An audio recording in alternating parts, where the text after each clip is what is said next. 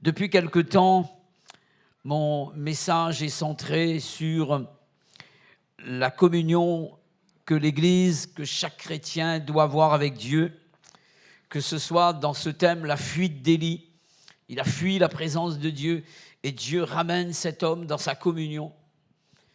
Et que ce soit sur ce thème, la sensibilité spirituelle. Il était question d'être sensible pour vivre une relation avec Dieu, une profonde communion avec lui. Que ce soit l'illusion ou la vérité. Et la vérité parle de la parole de Dieu, de tout ce qui est vrai et de tout ce qui émane de sa personne. Et nous avons parlé également dans ce thème de la communion avec Dieu. Et ce matin, le thème qui vous sera proposé sera toujours en relation avec la relation que nous devons entretenir avec Dieu. Et pour ce faire, avant de vous présenter le thème, j'aimerais lire avec vous dans Daniel, chapitre 1er, et on lira du verset 1er jusqu'au verset 8, s'il vous plaît.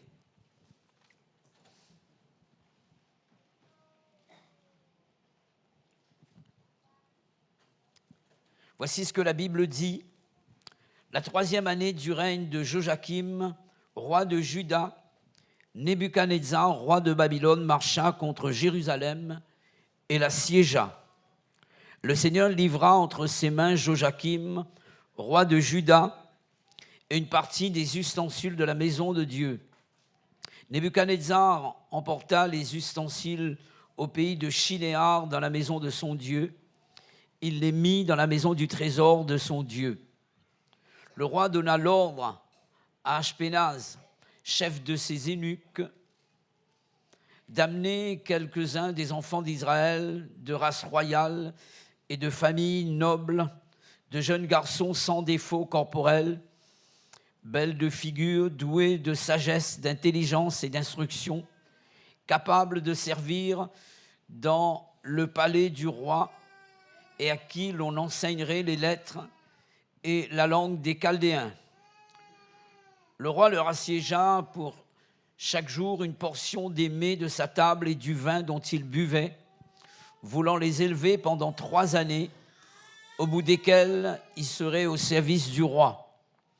Il y avait parmi eux, d'entre les enfants de Juda, Daniel, Anania, Michaël et Azaria. Le chef des eunuques leur donna des noms à Daniel, celui de Belshazzar, et Anania, celui de Shadrach, à Michaël, celui de Méshach, et à Azaria, celui d'Abednego. Voici ce qui m'intéresse. Daniel résolut de ne pas se souiller par les mets du roi et par le vin dont le roi buvait, et il pria le chef des eunuques de ne pas l'obliger à se souiller. Amen. Voici le titre du message et le thème sur lequel j'aimerais m'entretenir avec vous. Le titre est celui-ci, ce sera le thème également, Daniel, un homme résolu. Avant d'entrer dans le vif du sujet, permettez-moi de vous faire un bref rappel du contexte spirituel et aussi contexte politique dans lequel se trouvait le pays d'Israël et celui de Juda également compris à l'époque où Daniel s'exprime ici. Nous assistons à la première déportation des Juifs à Babylone, débutant les 70 années de captivité dont a parlé le prophète Jérémie dans son livre également. Cette déportation a eu lieu entre 607 et 605 avant Jésus-Christ. Et ça a été la conséquence de la désobéissance du peuple de Dieu, Israël et Juda, de ce Dieu qui est digne d'être écouté et d'être cru. Daniel et ses 3 compagnons, Shadrach, Méshach et Abednego, faisaient partie de cette déportation. Nebuchadnezzar, le roi de Babylone, avait choisi des jeunes hommes de Juda, nés dans des familles de l'aristocratie, pour servir dans son palais. Ces hommes étaient destinés à exercer des hautes fonctions dans leur pays à l'époque, et ce qui constituait pour Nebuchadnezzar un avantage, un moyen de pouvoir bénéficier d'un personnel hautement qualifié. Il y avait d'autres critères qui étaient exigés par le roi pour le choix de ces hommes qui devaient être attribués à cette fonction. Par exemple, il fallait que ce soit des jeunes gens avec un esprit sain, dans un corps sain, S-A-I-N.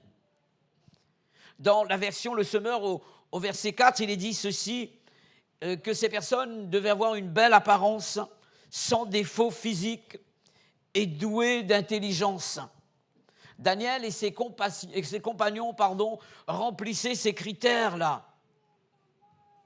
Il y a eu un inconvénient dans les critères demandés par le roi et qui ne correspondaient pas au plan de Dieu, à la volonté de Dieu. Et j'aimerais rappeler que Daniel était un homme de Dieu. Et j'aimerais rappeler que Méchak, Shadrach et Abednego étaient des hommes de Dieu, qui respectaient Dieu, qui connaissaient Dieu, qui avaient vu la gloire de Dieu, et Dieu se manifestait en eux et à travers eux. À cause de la parole, justement, à cause de ce que Dieu est. Dieu est fidèle, mes frères et sœurs. Il y a eu un inconvénient à ce qu'exigeait le roi Nebuchadnezzar de ces personnes. C'était la nourriture que le roi leur avait assignée ou bien prescrite pendant une durée de 3 ans. Il fallait que 3 ans, ces personnes, et Daniel compris, il fallait qu'ils mangent les mets du roi et le vin que le roi buvait. Et cette prescription faisait aussi partie des conditions pour être compté parmi les administrateurs des provinces de l'Empire babylonien. C'était leur responsabilité. Et Daniel va devoir réagir. Il faut savoir que les mets qu'on voulait leur offrir, c'est-à-dire viande et vin, étaient consacrés aux dieux babyloniens. Je parle de faux dieux, je parle d'idoles. Et pour Daniel, accepter cette proposition, c'était se rendre indirectement coupable d'idolâtrie. Alors qu'il n'y a qu'un seul Dieu. Et la Bible dit qu'il n'y a qu'un seul Dieu et un seul médiateur entre Dieu et les hommes, Jésus-Christ, homme. Alléluia. Et ce matin, dans ce lieu, nos regards sont orientés vers un seul Dieu, le Dieu d'Israël, le Dieu de Daniel, le Dieu de Méchak, Shadrach et Abednego. Ce Dieu-là est au milieu de nous, alléluia. Et il est digne d'être cru, d'être accepté, d'être reçu, d'être prié, d'être adoré, car il n'y a qu'un seul Dieu. Et Daniel le savait. Voici ce que dit l'Écriture de Daniel et aussi de ses hommes, de ses compagnons, dans le verset 8 que nous avons pu lire ensemble. Daniel résolut de ne pas se souiller par les mets du roi, par le vin que le roi buvait. D'où le titre de mon message, Daniel, un homme résolu. J'aimerais vous donner une ou deux définitions de cette expression, de ce mot résolu. C'est quoi un homme résolu? C'est un homme qui sait prendre une résolution et s'y tenir. Le mot résolution, décision volontaire, arrêtée après réflexion. Exemple, résolution de bien faire. Et lorsqu'on accepte ce que Dieu nous demande de faire, j'appelle cela bien faire. Alléluia. Parce que Dieu veut nous voir faire les choses bien et bonnes. Parce que Dieu est bon. Et Dieu est le Dieu de bénédiction. Il veut notre bien. Et c'est ce que Dieu nous demande de faire. C'est toujours pour notre bien, mes frères et sœurs. Et il est question d'une décision volontaire. Personne ne nous y oblige. La résolution vient du cœur. Comportement, caractère d'une personne déterminée, ferme, décidée. Que ce matin, à cause de Dieu, à cause de sa parole, à cause de son esprit, il y ait au milieu de nous des personnes résolues concernant les choses de Dieu et concernant la personne de Dieu. Que personne ne soit flottant, que personne ne soit mi-figue, mi-raisin, que nous soyons entiers, que nous soyons vrais, authentiques, que nous soyons des personnes dignes de Dieu par rapport à son nom, par rapport à ce qu'il est véritablement. Alléluia. J'aimerais voir avec vous, premièrement, concernant la résolution, quelle est l'un des produits de la foi. On va lire ensemble dans Jacques, chapitre 1er, versets 5 à 8, s'il vous plaît.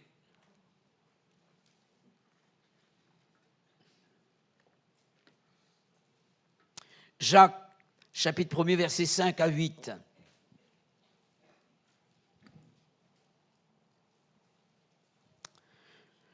Voici ce que nous dit l'apôtre ici, inspiré par l'Esprit, bien entendu. Si quelqu'un d'entre vous manque de sagesse, qu'il la demande à Dieu, qui donne à tous simplement et sans reproche, elle lui sera donnée. Voici ce qu'ajoute l'auteur ici, parlant de la demande, de la prière. Là, il est question de sagesse. Ça peut être dans quelque domaine que ce soit, quelle que soit la prière. Il est dit, mais qu'il la demande avec foi sans douter.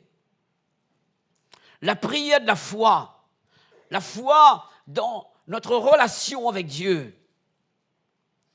Car celui qui doute est semblable au flot de la mer, agité par le vent et poussé de côté et d'autre.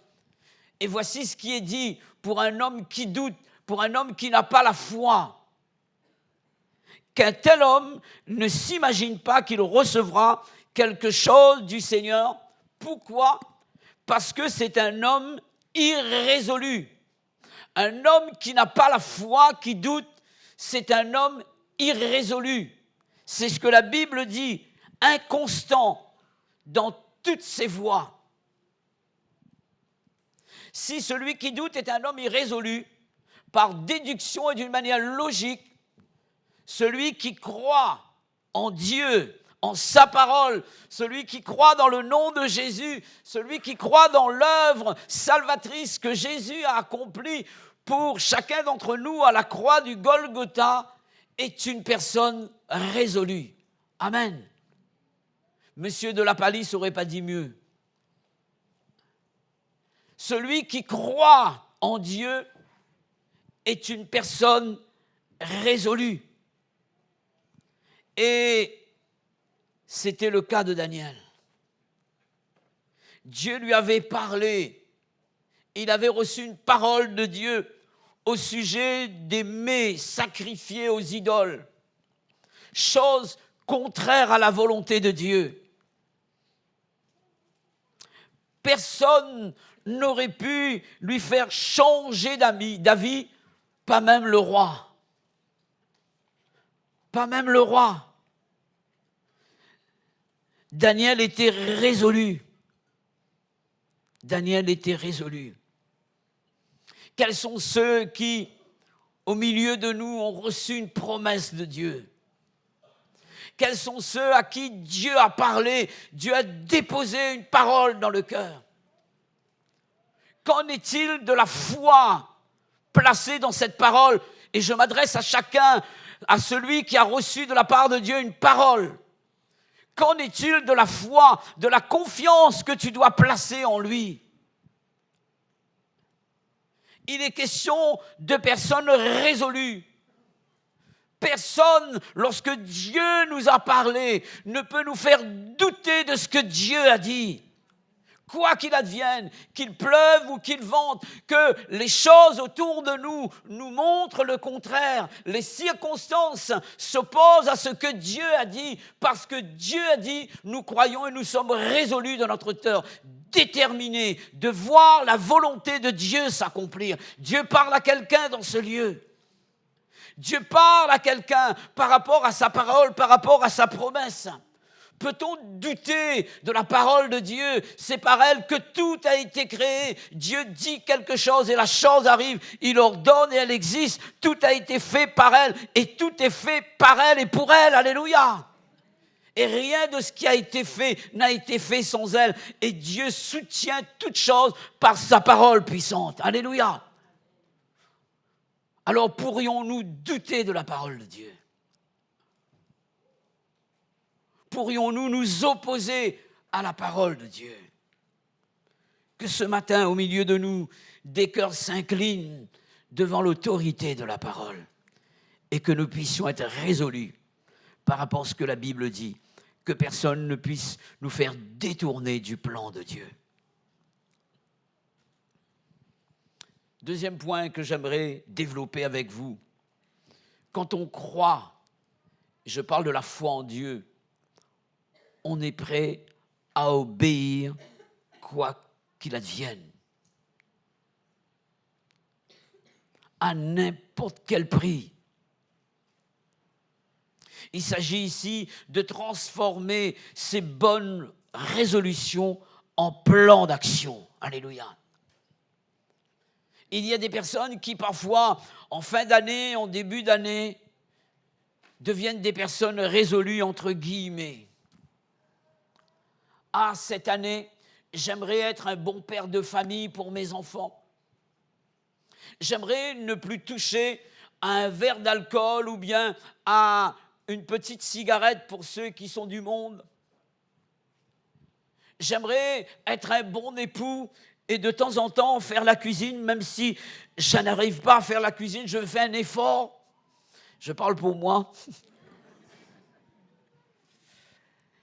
Et j'aimerais être un bon chrétien, un homme de foi, un homme de l'esprit, de bonnes résolutions. C'est déjà pas mal. Mais Dieu veut voir plus. Dieu veut voir l'action. Dieu veut que nous puissions élaborer un plan d'action et que nous puissions agir en conséquence. Daniel n'a pas fait qu'être résolu dans son cœur. Dieu lui demande de ne pas manger des choses sacrifiées aux idoles. Qu'est-ce qu'il fait? Il obéit sans plus. Et j'aimerais dire ceci, obéir à Dieu consiste souvent, pour ne pas dire tout le temps, à désobéir au diable. Et ça, nous devons le savoir. La Bible dit qu'on ne peut pas, et c'est Jésus qui dit, on ne peut pas servir 2 maîtres à la fois, être soumis à 2 autorités.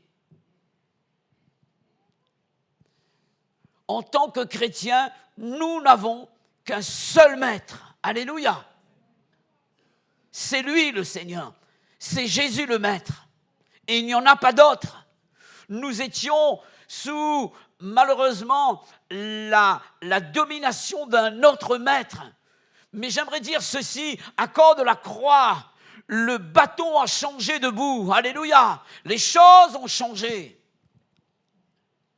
Nous sommes devenus esclaves de Jésus-Christ, esclaves volontaires, obéissant à sa parole. Et le diable n'a plus d'autorité sur nos vies parce que nous sommes sous l'autorité d'un autre maître. Jésus est mon maître. Jésus est ton maître. Et c'est lui qui dirige tes pas et ta vie. Tu vis par lui et pour lui à cause de lui. Alléluia. Obéir à Dieu consiste à désobéir au diable. Si j'obéis à l'un, je vais obligatoirement désobéir à l'autre. Et si je désobéis à l'un, je vais obéir à l'autre. C'est comme cela. que l'on veuille ou non. En obéissant à Dieu, Daniel a désobéi à Nebuchadnezzar. Et derrière cette proposition du roi, peut-être que les autres du palais ne voyaient pas cela, ne discernaient pas cela. Mais lorsqu'on vit une relation profonde avec Dieu, on est capable de discerner les desseins du diable. Comment ça se fait que Pierre reçoit une révélation de ce que Jésus est véritablement? Alors que Jésus va poser la question, « Et vous, qui dites-vous que je suis ?» La Bible dit que Pierre va lancer ses paroles à Jésus et tous vont l'entendre. Et il dira ceci, « Tu es le Fils du Dieu vivant. » Alléluia. « Tu es le Christ, le Fils du Dieu vivant. » Et Jésus va lui dire, ce ne sont pas la chair et le sang, ce n'est pas l'homme qui t'a révélé cela, mais c'est mon Père qui est dans les cieux et sous-entendu par l'Esprit qui anime ta vie.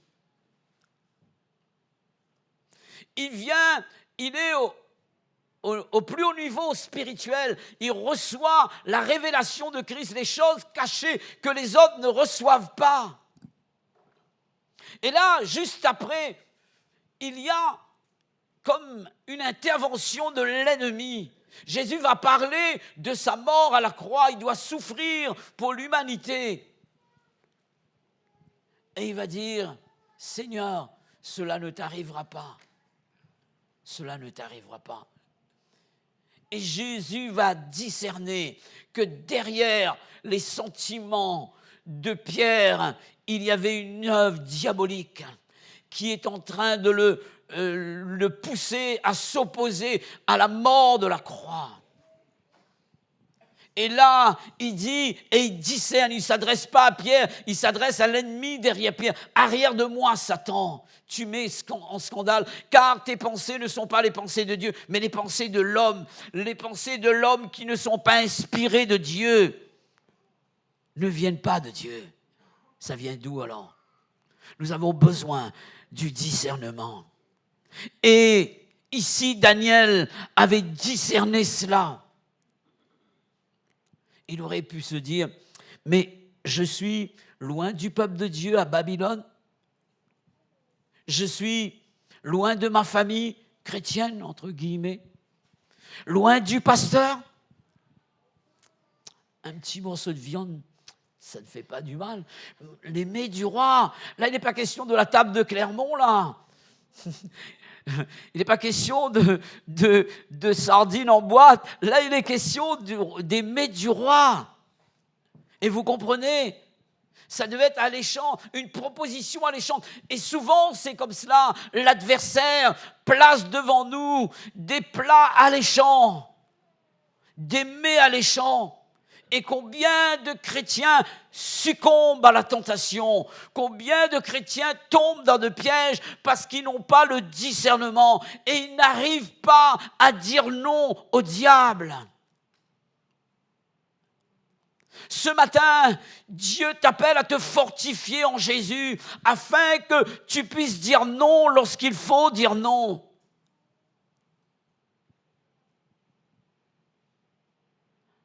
Daniel a su dire non à Nebuchadnezzar et à sa proposition. Il a su discerner l'œuvre de l'ennemi. On ne peut pas dire oui à Dieu sans dire non au diable et à ses plans. Dire oui au diable, c'est se compromettre. Et la compromission, c'est conclure un arrangement avec Dieu ou avec sa parole par lâcheté ou par intérêt personnel. C'est ce que le diable va nous inciter à faire. Demander à Dieu de descendre le niveau spirituel, le niveau de sa parole. pour amener Dieu à notre portée, lui faire changer d'idée ou de pensée. Ce n'est pas à Dieu de changer. Dieu ne change pas. Ce qu'il a dit, il a bien dit. Et c'est moi qui dois changer à l'égard de ce que Dieu veut pour moi. Et je ne peux pas me compromettre. Demander à Dieu de descendre le niveau spirituel. Est-ce que, Seigneur, tu as réellement dit cela? C'est ce que l'ennemi va faire.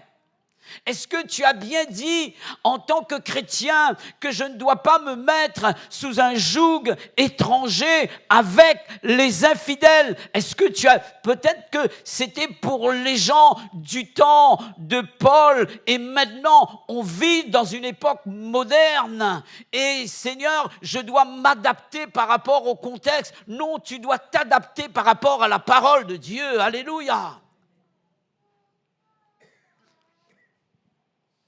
Que Dieu nous aide, mes frères et sœurs. Que Dieu nous aide. C'est aussi ce que font beaucoup de pseudo-prédicateurs sur nos réseaux sociaux pour avoir des likes. Un vrai prédicateur n'a pas besoin des likes des Facebookers, mais il a besoin du like de Dieu, de son approbation.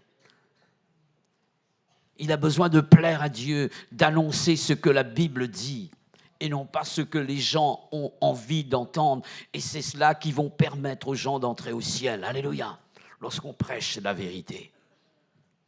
Et c'est cela qui va rehausser le niveau spirituel et permettre à Dieu de bénir son Église. Alléluia, et je le crois. Je le crois. Avoir l'approbation de Dieu. Daniel n'a pas recherché des likes. En obéissant à Dieu, il a pris des risques.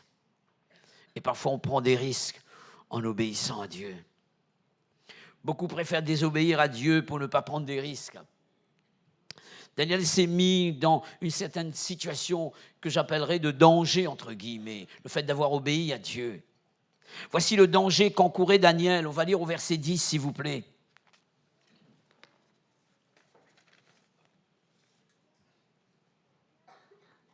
Chapitre 1er, verset 10. Le chef des eunuques dit à Daniel, « Je crains mon Seigneur le roi, qui a fixé ce que vous devez manger et boire. Car pourquoi verrait-il votre visage plus abattu que celui des jeunes gens de votre âge ?» Et voici ce qu'il dit, « Vous exposeriez ma tête auprès du roi. » Dans la version Le Semeur, il est dit, « Le roi me rendra responsable et je paierai de ma vie à cause de vous. » C'est vrai qu'il est question du chef des eunuques ici. Le fait que Daniel désobéisse au roi, c'est la tête du chef des eunuques qui était mise à prix ici. Mais si la tête du chef des eunuques était exposée auprès du roi, vous pensez que le roi aurait ménagé Daniel, vous pensez? Il aurait subi le même sort que le chef officier de la cour. Souvent, on dit oui à Dieu et non au diable,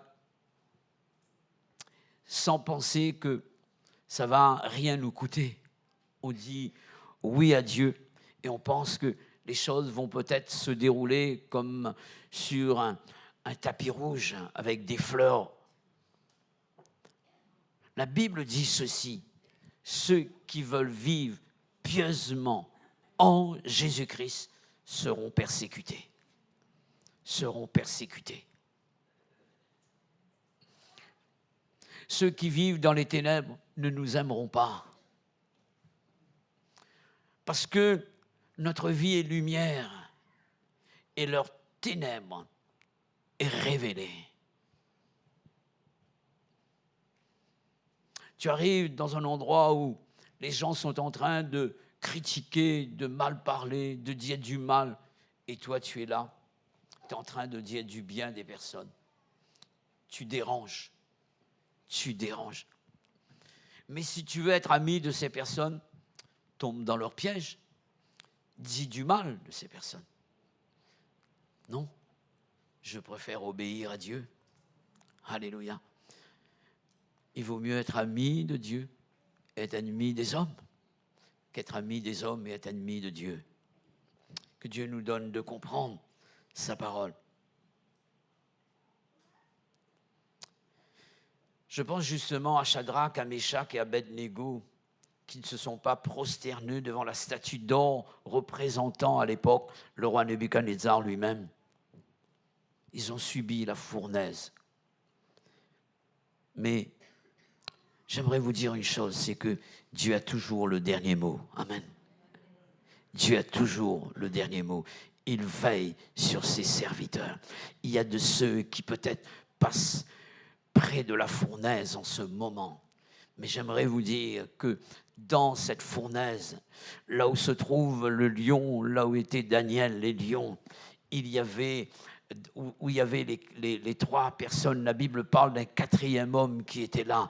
Et ce quatrième homme est au milieu de nous. Son nom, c'est Jésus. Alléluia. Dans l'épreuve, dans les difficultés, dans le feu, dans la tempête, il est là. Amen. C'est ce que nous chantons. Dans l'épreuve du feu, il est là.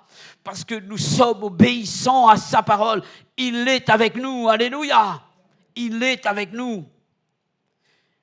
Et je parle ici du dernier mot de Dieu. Et ça m'amène à vous entraîner dans cette troisième division de mon message.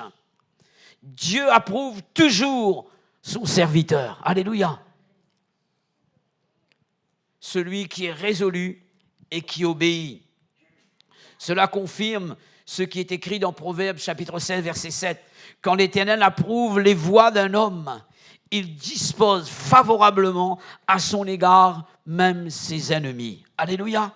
Je répète. Proverbe 16, 7.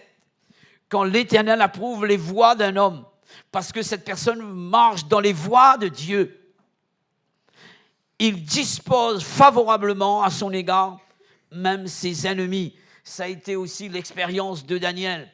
Il est dit dans le verset 9, Daniel chapitre 1er, Dieu fit trouver grâce à Daniel, fit trouver à Daniel faveur et grâce devant le chef des eunuques. Alléluia.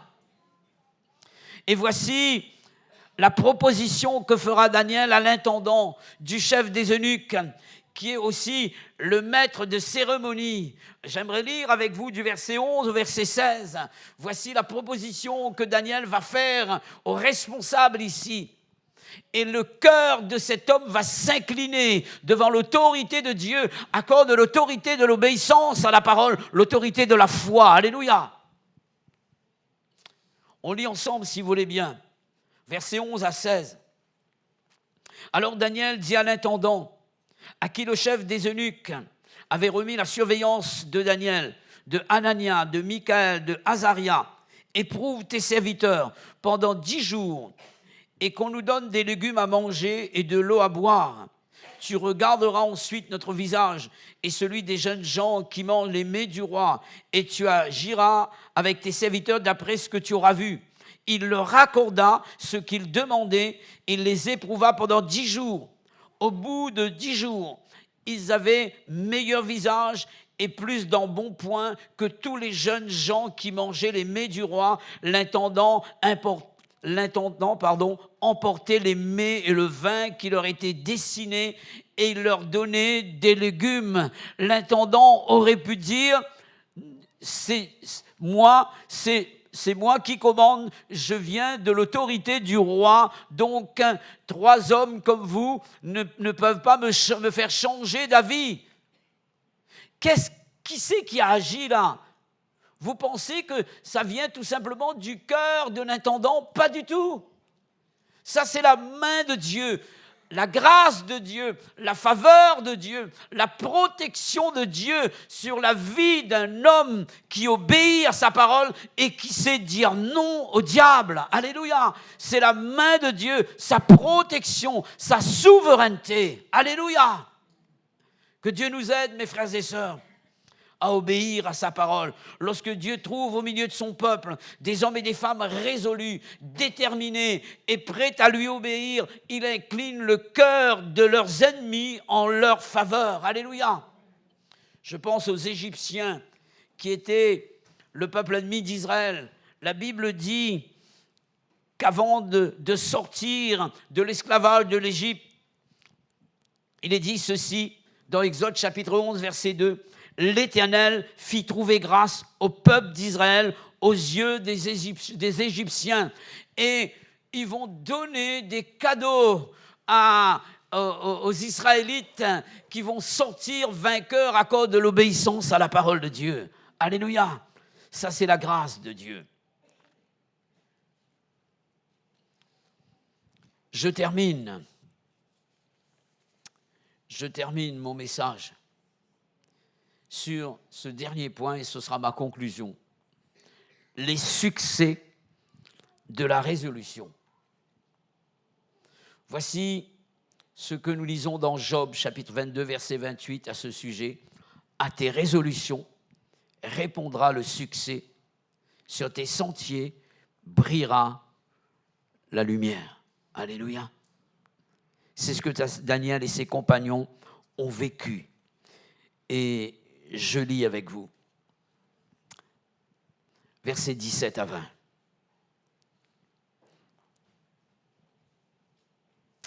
Ils avaient raison de dire non à Nebuchadnezzar et oui à Dieu. Dieu accorda à ces 4 jeunes gens de la science et de l'intelligence dans toutes les lettres et de la sagesse. Et Daniel expliquait toutes les visions et tous les songes. Au terme fixé par le roi, qu'on les lui amena, le chef des eunuques les présenta à Nebuchadnezzar. Le roi s'entretint avec eux. Et parmi tous ces jeunes gens, il ne s'en trouva aucun comme Daniel, Anania, Michaël et Azaria. Ils furent donc admis au service du roi sur tous les objets qui réclamaient de la sagesse et de l'intelligence et sur lesquels le roi les interrogeait. Il les trouva 10 fois supérieurs à tous les magiciens et les astrologues qui étaient dans tout son royaume. Amen. Amen.